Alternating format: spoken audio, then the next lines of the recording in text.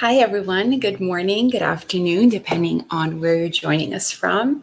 I think we have all of our tech up and running. I just want to make sure that that you have all the information there that you need. If you can't hear or see me very well, please let me know. Just before I came online, I was informed by the platform that we're using that there may be a chance that my screen sharing may fall apart at some point during this presentation. So if you do find that that happens, if you're watching us live, hi, Emma, whether you're watching us live or afterwards in the comments, just please let me know if you missed anything. Or, of course, as I always say, definitely be sure to send me an email in case you would like any additional resources on what we're talking about.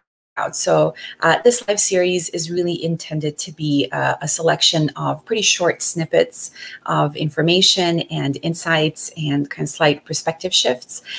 For this particular series, we're talking about positive psychology. It's going to be a 5-part series, same as the first one. The first one was really looking at the topic of digital wellness, which is something that I specialize in. And for those of you who are new, who might not know me, my name is Tidora Pavkovic. I'm a psychotherapist, a parenting coach, and an international speaker. And I'm also the one of the advisory board members of Made of Millions, which is the wonderful mental health advocacy group that is hosting us today here on their YouTube channel. And I do believe we're streaming live on Facebook as well. If I'm not wrong. Given that this is Mental Health Awareness Month, Made of Millions is engaged in a lot of really, really interesting initiatives. One of the coolest ones is called No One Told Me. And so I would really encourage you to have a look at their website, to follow them on social media. You should have the information there at the bottom of your screen about how you can do that. And of course, one important thing I want to mention in light of that is that these are, of course, only really meant to be informational sessions. So these are not a form of therapy in any way. If you are experiencing any kind of symptoms of depression or anxiety, obsessive thinking, which is something that I know some of my other board members, advisory board members, are going to be talking about as well, then of course I do encourage you to watch us and to pick up as many tips as you possibly can. But if you need some more serious forms of help, then of course I would absolutely recommend that you speak to somebody who is a trained professional. So like I said, this series is going to be talking about positive psychology. If you want to see the kind of Psych 101 introductory episode that I did, you'll be able to see it on the YouTube channel of Made of Millions, where I laid out some kind of very basic foundational information about positive psychology and about the really big and important change that it brought into the field of psychology in general, but into our lives as well. And so if you watch that previous episode, you'll remember that one of the really biggest changes was this idea of switching us from a place of where we're really focusing on what is going wrong, on what is broken, on what needs to be repaired, on the things that we're not doing very well, into thinking more along the lines of what are we doing well already, and what are our strengths, and what are the abilities that we have and that we're using every single day, and that we're, sort of pretty good at as well. So this time, I want to talk about presence, the idea of being present and the idea of being here. I'm going to switch into my presentation view. If you want to leave any comments or questions, please be sure to do that. And then once I'm done with kind of the presentation component, I'll come back and have a look at the questions and comments that you've left.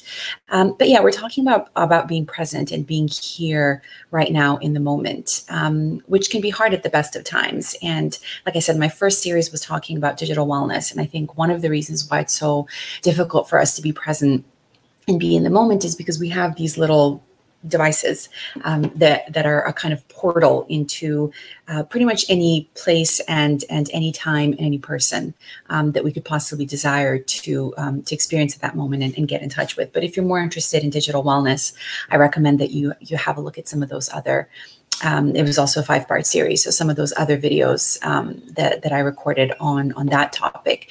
At the moment, there are a couple of different reasons why really we have a really hard time with being present. Kind of on the best of days and during, if we can call that regular life, so not COVID-related life, we have a hard time being present because we are often multitasking. We have so many different things that we're trying to do all at the same time. We're juggling a lot of different things. We have a lot of different balls in the air. And we like to engage in this behavior called multitasking that we've kind of been tricked into believing, first of all, that it's a very good thing. And second of all, that we can actually do it successfully. And we, of course, know after very, very many studies that have been done in neuroscience that we can't really multitask. It's an incredibly taxing thing for our brain to do. What we end up doing is just basically shifting from one task to another. And this busyness that we're often very proud of makes it very hard for us to really just be in the present moment. We're either constantly assessing whether we did well with something that we've already done, or we're thinking about things that we haven't really done yet, and we're wondering if we'll do them very well. So we're kind of constantly self-assessing ourselves. If you think at the current moment, the reason why it is very difficult to be present at this point in a very kind of good quality way is because of this situation that we're going through right now with physical distancing, with quarantine, COVID, a lot of fears around sickness, around finances, around helping our children finish school or just, go to bed on time or just brush their teeth or whatever it might be. And so on the right, I use this picture as a nice kind of representation of this fight or flight state that we're in at this moment, which is a very difficult state to be in for a prolonged period of time anyway, for human beings or for animals. But we're doing them all in a physically very small and confined space.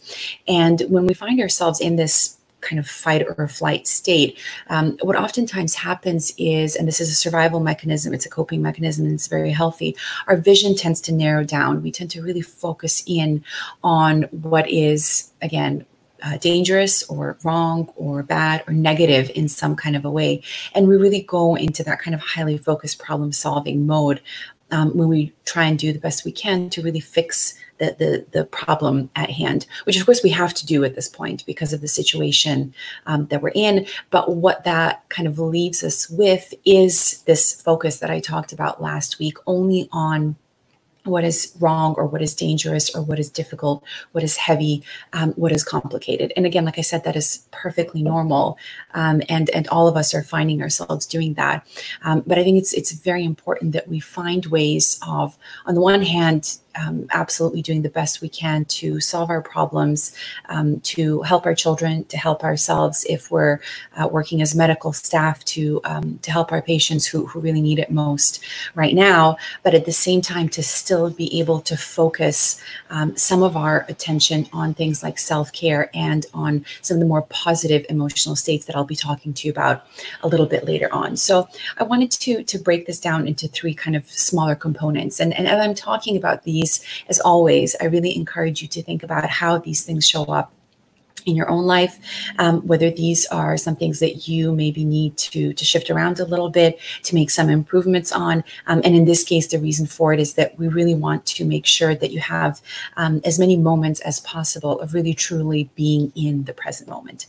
So the first reason is this idea of being mindful or being mindful. And I think this image, as you know, again, if you've watched me before, I really like to use images to represent a lot of the concepts I talk about. And I think this image just hits the nail right on the head. So it's this idea of a preoccupied mind, which is something that I was talking about before. Oftentimes, for those of you who have pets, who have animals, or who spend time observing animals, and small children, actually, we can see how naturally they can embody this state of being mindful in the sense of being very present and really only having one thing on their mind, whatever it is that they're doing in that moment. Whereas oftentimes we tend to be on that left side of things, like I said, or the left side of this image, especially now when we have so many things that we really need to worry about. So oftentimes our mind is multitasking. We have way too many things going on in there that are pulling us in all sorts of different directions. One of those directions may be what is going on right now, but we're also going back into the past and we're going into the future, and we're kind of constantly toggling between all of these different states, making it incredibly difficult to just be, at least for a little bit of time. The second one is this idea of when we can actually be happy, or when we're going to experience happiness or pleasure or any kind of positive emotion. And you'll see towards the end in the list of resources, which is a list of resources I shared during my first session as well. I want to just kind of give them to you again as a reminder. One of the books that I mentioned is this one that I have over here, and it's called Hector and the Search for Happiness. It's a really wonderful book. It's a novel. It's not a psychological book in that sense.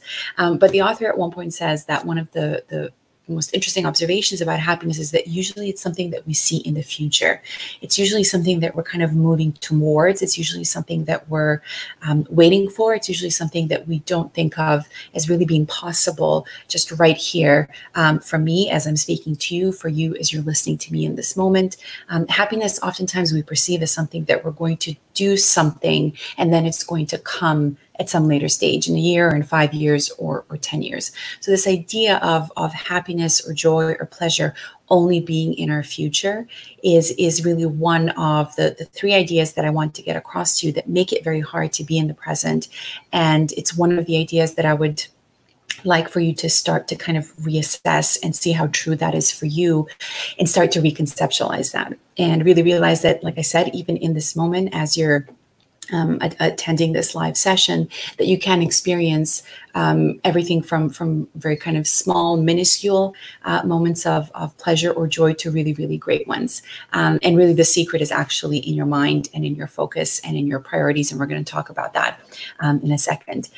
Finally, the third kind of idea that I wanted to share with you, the third reason why I think it's often really difficult for us to be really fully in the present, is that oftentimes, and the field of positive psychology sometimes is to blame for that as well, is that we often have this idea that happiness is the end goal, and we kind of instruct people or demand of them to be happy right now in this instance, as though that is kind of the ultimate goal.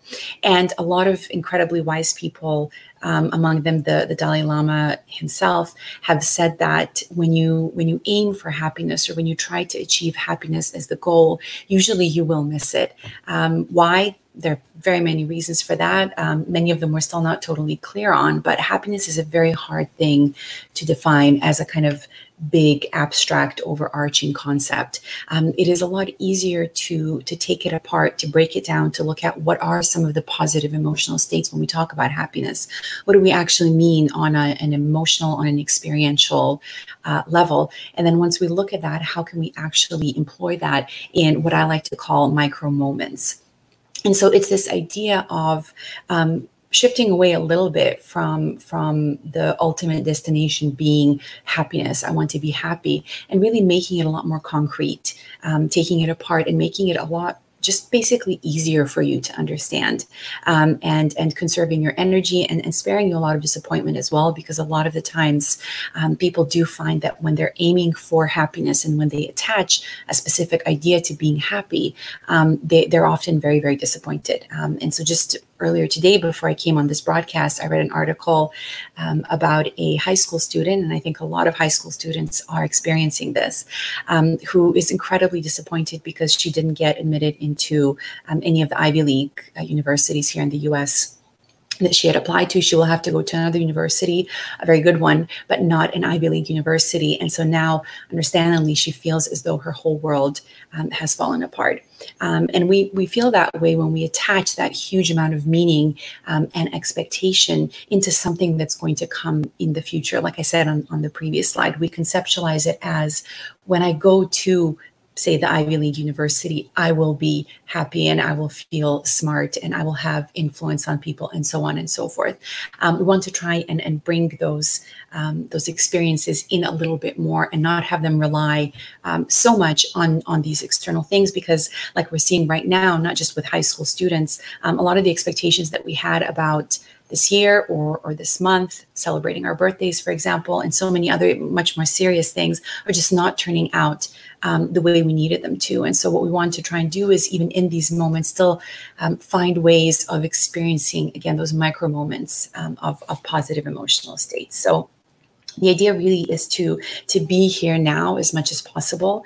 A lot of neuroscientists will say that really the only kind of location or the only place where you can truly experience those positive states, what we refer to as happiness, is right now in the present moment. The past has already happened. It's gone. The future hasn't actually happened yet. So really all you have is this present moment and what you do with it. So who are the people you surround yourself by?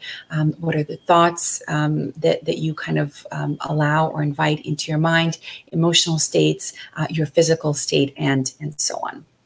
So I want to address those three ideas right now, starting with this idea of mindfulness versus having your mind full of a lot of different things. Again, I think it's something we're all struggling with right now, and it's just a practice that we really need to implement on a daily basis, sometimes on an hour by hour basis, as we're all kind of finding our priorities shifting around a little bit. Where we focus on during that day is incredibly important, and this is something I talked about in my previous series as well, when it comes to digital wellness, and the kind of distractedness, the power of distractedness that technology has in the form in which we use it right now, and how important it is for us to really be able to control our focus.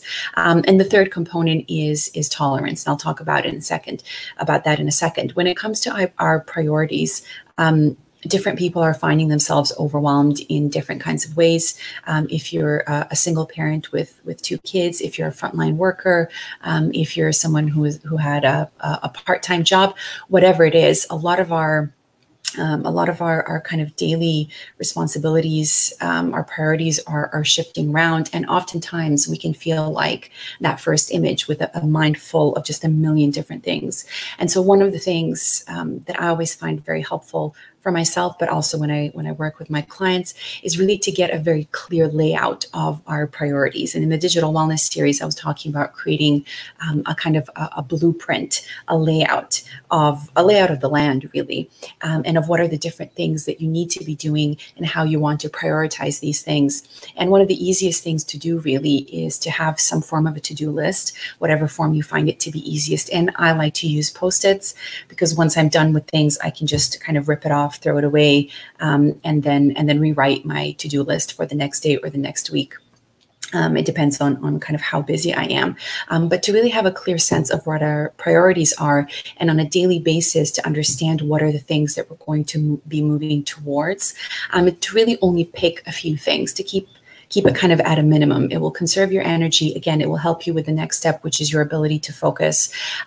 Most importantly, it will just keep you centered, and it will give you a sense of control, which is one of the things we're lacking the most right now because of what is going on. And so as much as we can bring control back into what we do on a daily basis, the more calming that will be for us. So the first idea is priorities. And a nice tip that I always like to share with people, when you're kind of away from your desk or from the business of the day, say if you go to bed and you still find yourself with all those different things in that cloud going on in your mind, is to use whatever kind of visualization imagery will help you in that moment to put those very busy thoughts down. One of the ways in which I like to do it is imagine that each one of those thoughts, and it really helps to identify them very specifically, is a ball of a different color. And like to visualize myself putting those balls down, laying them down, and then the next day in the morning or in the afternoon, again, whenever that priority becomes important again, I'll pick it back up again, and then I will go ahead and do whatever it is that needs to be done with that, right? But prioritizing is an incredibly important aspect in all of this. Like I said, it helps with our ability to focus, to really choose where we want to direct our attention. Again, if you saw the digital wellness series, you know how easy it is to lose our focus and to have our attention wander off in lots of different ways. It's just the way our brain works. Our brain naturally is very kind of daydreamy, not a very scientific term, but our mind tends to wander a lot, and that's perfectly normal and it's natural. And you'll see that with kids, of course, when they're kind of sitting down doing their homework, and then their mind will kind of drift off. That's completely normal. But we want to do as much as we can in order to really be able to control our focus, to control what we dedicate it to. It's a really precious resource, especially right now. So you want to be clear on again, what your priorities are, things that you absolutely have to do during your day.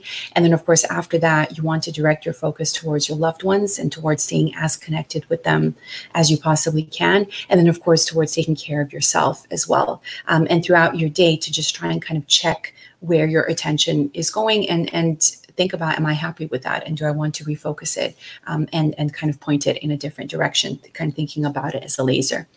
The third aspect here is tolerance. And when I talk about tolerance, I mean tolerance for unpleasant emotions.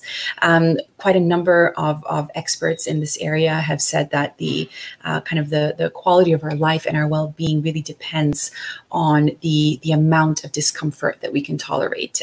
Tony Robbins is one of the people who's repeatedly said that. And I like to think about it as if you've ever gone swimming into a swimming pool or into the ocean when the water is really, really cold and you're kind of gradually getting your body used to that very uncomfortable cold temperature. It's a very similar image when it comes to being able to just, again, be present and sit with our uncomfortable emotions and almost play a kind of a game with ourselves or an experiment. And when you're feeling that very intense emotion, just say to yourself, let me see how long I can stay here before I then actually feel like I need to do something about it. And it's a practice and it gets easier with time. It can be very difficult to begin with, especially with very, very intense emotions such as anger, such as fear, which many of us are experiencing right now, but to really try and expand that window of tolerance. And again, just to make sure that our focus stays within the present moment.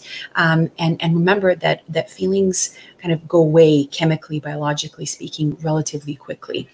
So if we can sit with them and have some patience for them, you will find that very soon they will dissipate. And anyone who's practiced mindfulness will know this and will be very familiar with this idea of general kind of impermanence, but definitely impermanence of our emotions. They don't stick around for all that long, at least not as long as we think.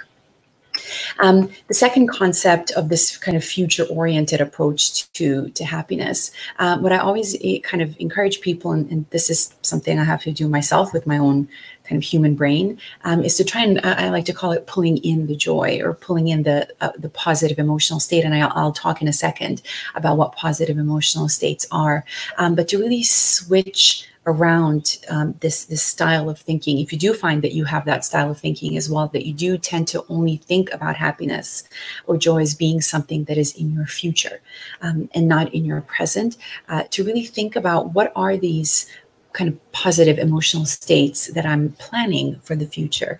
And let me see what elements of this I can bring into my present moment and experience some of them right now. I know a lot of people, as the summer is coming in the Western Hemisphere, in particular the Northern Hemisphere, have been planning for summer holidays. Children were planning for summer camps. A lot of these plans are probably not going to be able to go ahead because of what is going on. In which case, it would be incredibly sad to think that all of our happiness was relying on that experience in the summer months. What are some aspects of that we can again pull in to our present moment? And it can be things like meditating on nature. It can be things like looking at different tours around natural parks. In the US, for example, they're doing these really, really wonderful live streams. It can be things like looking at pictures of different places. It can be things like talking to the family and friends with whom we were supposed to travel about how we will do this eventually, or what are the things that we're going to do together, and just try and bring it in as much as possible. Again, we're using all of these wonderful forms of technology to stay in touch with each other as much as we can. We can do things like go hiking together, but apart. A lot of people have been doing that and have been reporting having an amazing time doing it. We can organize kind of dinners together, again, but apart, picnics, a lot of these different things that we were maybe planning on doing together on vacation. We kind of have to figure out how we can still hold on to those emotional states, but do them under these new and granted very, very difficult circumstances. And then finally, this whole concept of happiness being the thing that we're seeking, is happiness being kind of the ultimate destination on the map. I always like to say, like I said before, that we want to bring in some of these micro moments of positive emotions and really think of them as being what this journey is all about. If you think of it as a kind of a map, even on a daily basis, of experiencing some of these micro moments of pleasurable feelings. If you're lucky enough to be stuck with your family or with your partner during this period of time, to try and involve them in that as much as possible, whether it's listening to music together, whether it's reading together, cooking together, dancing together, working out together, whatever it is, talking about your favorite books or your favorite topics, or discussing things that you've seen on TV, whatever it is, but to share those experiences as well, as much as you can, because we're human beings and we're so incredibly social.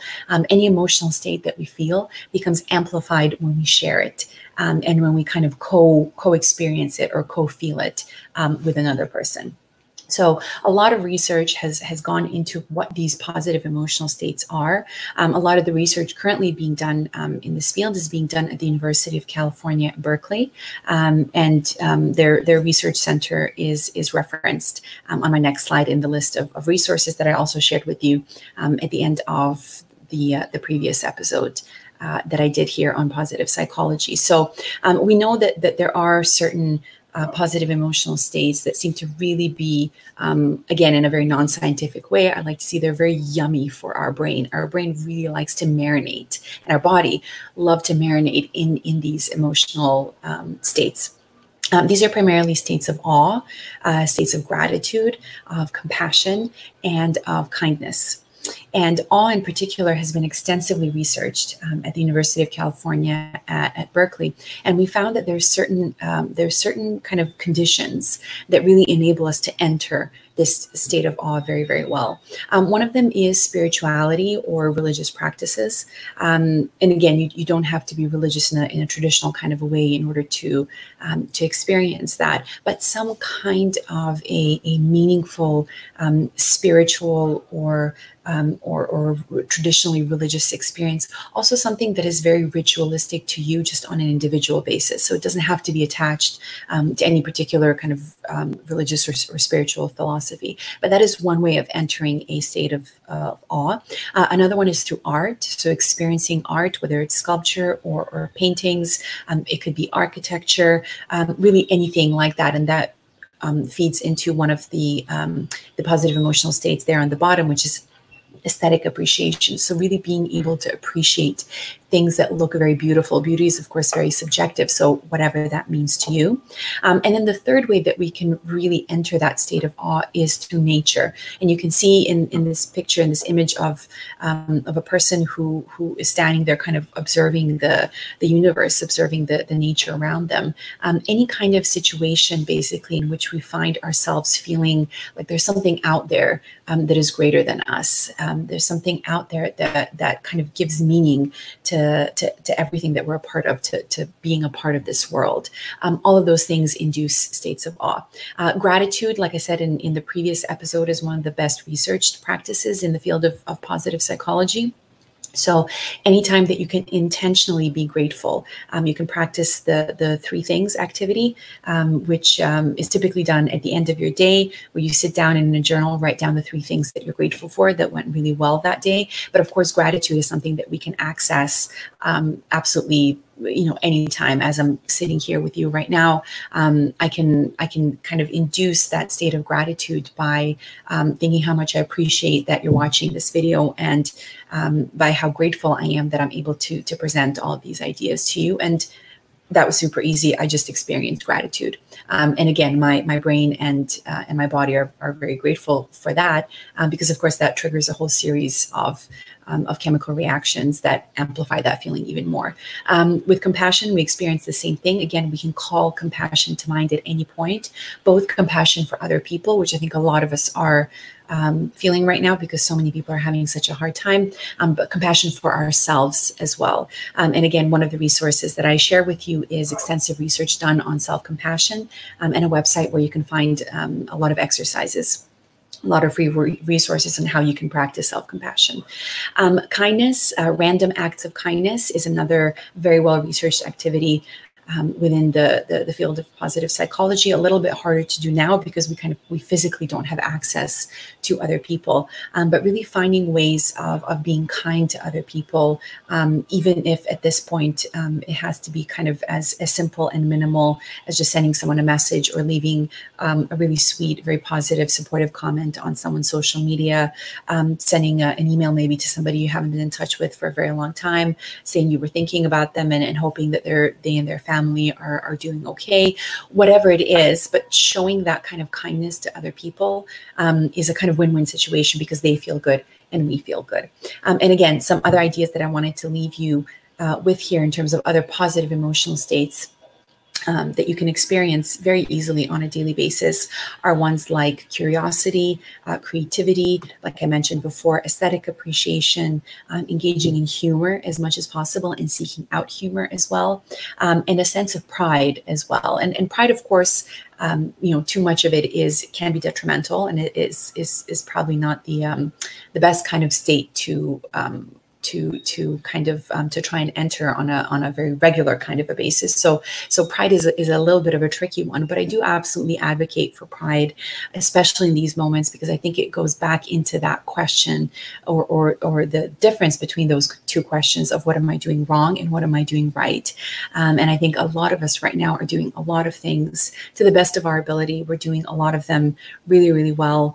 We're coping, we're exercising those resilience muscles. A lot of us are being incredibly helpful to other people, incredibly caring. And I think those are all the things that we really need to be proud of. And so whether you're watching me live now or you're watching this as a recording, as we slowly wrap up, I want to kind of encourage you to enter that state of pride right now. As I'm saying these words, to think about what you've been doing really well and what are the ways in which you've been coping to the best of your ability over these past few, not just weeks anymore, but months really. So I wanted to share with you again the list of resources that you may have missed if you didn't see our first episode. This is a list of both books and websites. So the first few are books. You'll see Hector in the Search of Happiness there that I showed you earlier as well. That one is a novel. Most of the other ones are either kind of biographical in nature or they're psychology books written by both practitioners in psychology and researchers as well. None of them I think are too difficult to read, which is why I wanted to share them with you. They're all a pretty easy to read. I can show you one more that I have here that I use all the time in my work, The How of Happiness, which is the second one listed there by Sonia Lyubomirsky. I love all of her work. She's done extensive amounts of research in the field of positive psychology. And then again, as you go towards the bottom, you'll see the VIA Character Strength Survey. I didn't talk about that too much now, but in one of my future episodes, I'll be focusing a lot more on how we can use our character strengths on a daily basis. You have the University of California at Berkeley there. And I actually just realized that I didn't enter the work of Dr. Kristin Neff on self-compassion. So if you look her up online, you'll be able to find the website. I think it's selfcompassion.org, where you'll be able to find a whole list of free resources. And again, as always, if you have any other questions and things that you'd like to ask me, any comments that you have, you can feel free to share them with me. If you'd rather not share them right now, I've left my email address for you there. So it's psycoach.tp@gmail.com. And you can just send me an email there if you'd like recommendations for any other books, ones that are maybe a little bit more specific in terms of their topic. I'd be happy to share some with you. And then in general, if you would just like to kind of stay in touch and follow my work, you'll be able to find me on Twitter and Facebook and Instagram as of a couple of weeks ago, and LinkedIn as well. So I think with that, we'll slowly wrap up. I want to thank you so much for sharing this half an hour, a little over half an hour of your time with me today. If you're interested in the topic of relationships and what positive psychology tells us about relationships, then please be sure to join me next week, Monday, May 18th at the same time, so 10 a.m. Eastern, where I'll be talking about strengthening relationships, and that this really is probably one of the biggest secrets to a happy life. And again, the area of positive psychology has done extensive research in this area, so I'm really excited to share some of those tips with you. So again, thank you guys. I hope you have a really nice week ahead, and I will see you again next Monday.